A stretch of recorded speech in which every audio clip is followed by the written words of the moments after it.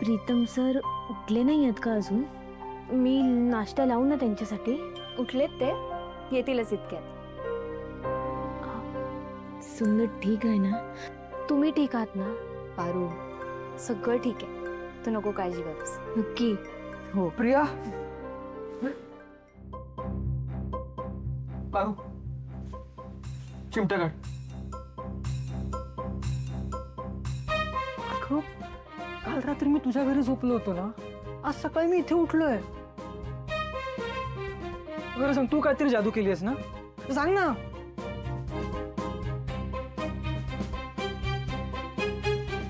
मी अजून स्वप्नातच आहे का?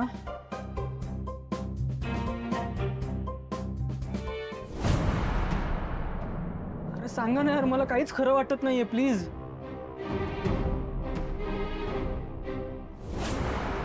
प्रीतम,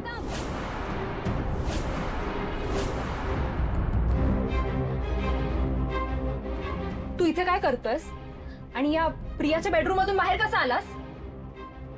एक मिनिट.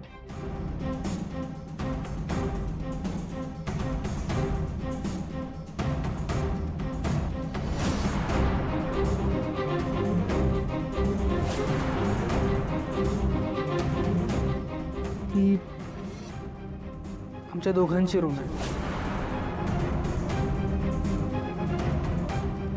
मी आमच्या दोघांच्या रूम मधून बाहेर पडलोय.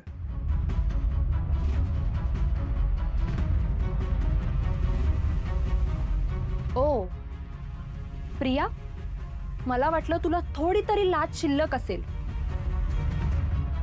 प्रीतम माझ्या होणाऱ्या बाळाचा बाप आहे आणि तरी सुद्धा तू त्याच्यासोबत तुझं रिलेशन कंटिन्यू ठेवलंस. यू रिमेंबर, तू मला प्रॉमिस केलं होतंस की हे जेव्हा सिद्ध होईल की हे बाळ प्रीतमचंच आहे, तेव्हा तू हे घर सोडून निघून जाशील. मग काय झालं? तू का अजूनही इथे थांबलीयस? का इथून निघून नाही गेलीस? प्रीतम, तू चल माझ्या बरोबर. निका, एक मिनिट. देवी आईंनीच मला काल रात्री सांगितलं होतं की प्रीतम सर त्यांच्या खोलीत झोपते प्रिया मॅडम सोबत. मी म्हणलं त्यांना की मी घेऊन जाते प्रीतम सरांना आमच्या घरी, पण त्यांनी नाही सांगितलं. का तुझी झोप झाली नाहीये का? बरं वाटतंय ना तुला? काय एवढी चिडचिड करतेयस? चिडचिड करू नको तर काय करू? तुमचा हा मुलगा प्रीतम याने माझं आयुष्य बर्बाद केलंय. मला कुठेही तोंड दाखवायला जागा ठेवली नाही. मला आणि माझ्या बाळाला नाकारलं. बरं, एवढं सगळं कमी की काय, तर काल रात्री दारू पिऊन सगळ्यांसमोर तमाशा केला. मी तुमची सून प्रिया, मी तर म्हणाली होती ना की आमच्या सगळ्यांच्या आयुष्यातून खूप दूर निघून जाईल.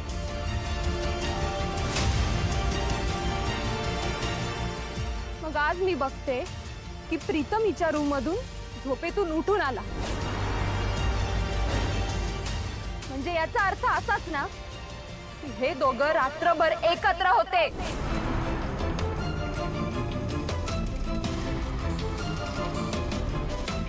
अहिल्या मॅडम, काय चाललंय हे? कोणी मला न्याय देणार आहे की नाही? शांत हो, पाणी पी. सावित्री, पाणी दे तिला. घे.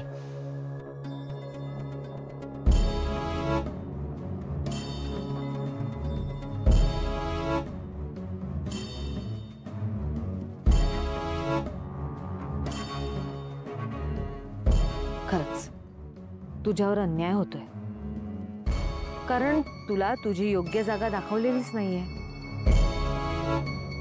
अहिल्याला माझी जागा तर कळलीये. आता ती या प्रीतमला घरातून हकलून देईल आणि प्रीतमची चांगलीच कानउघडणी करेल. माझ्या प्रीतमला होत्या काही वाईट सवयी, पण आता तो ते सगळं करत नाही.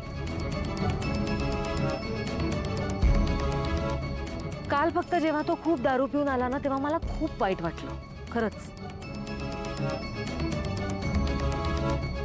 पण काल मी जे काही ऑब्झर्व केलंय त्यानंतर माझ्या असं लक्षात आलं की ते सगळं निश्चितच अभिमानाने सांगण्यासारखं होतं.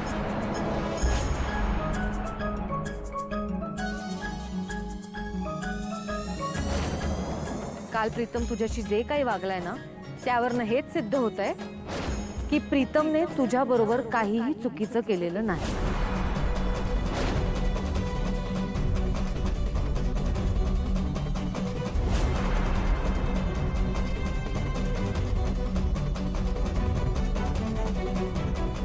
वा,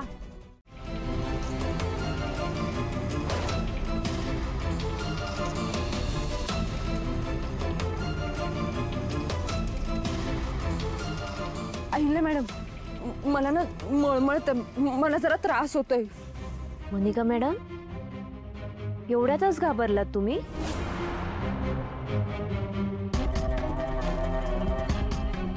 अजून लई काय काय ऐकायचं आहे तुम्हाला. तुला पाणी हवंय का अजून?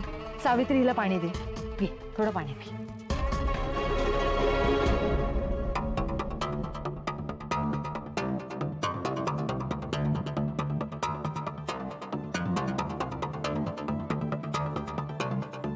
डीएनए रिपोर्ट जेव्हा पॉझिटिव्ह आले तेव्हा आमची खात्री पटली की हे सगळे रिपोर्ट्स तुझ्या बॉयफ्रेंडनी मॅनेज केले.